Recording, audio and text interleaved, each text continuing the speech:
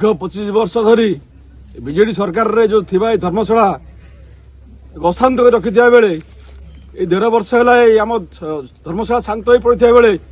BJD किसी दुर्बृत्त एवं BJD नेता पुणी ये शांत धर्मशाला को अशांत करने काली आमर गोटे पिला सुनील पंडा जी रास्ता मझीरे गाड़ी अटकई बाड़े मुंडा फाटी जो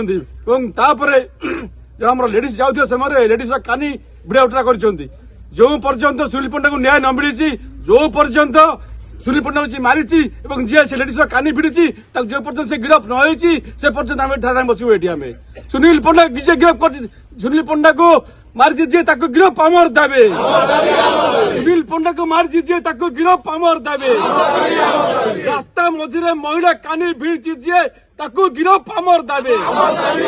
रास्ता मझीरे लेडीज कानी भिड़ दीजिए गिरफ आमर दाबे धर्मशाला गुणराज चलो ना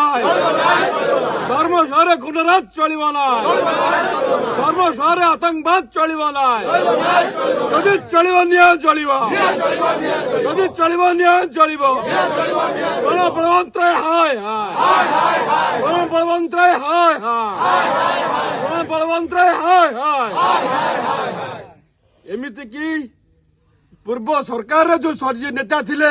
से नेता को ये शांत धर्मशाला देखला भल लगुनि से चाहते धर्मशाला सब अशांत होगी रहू आम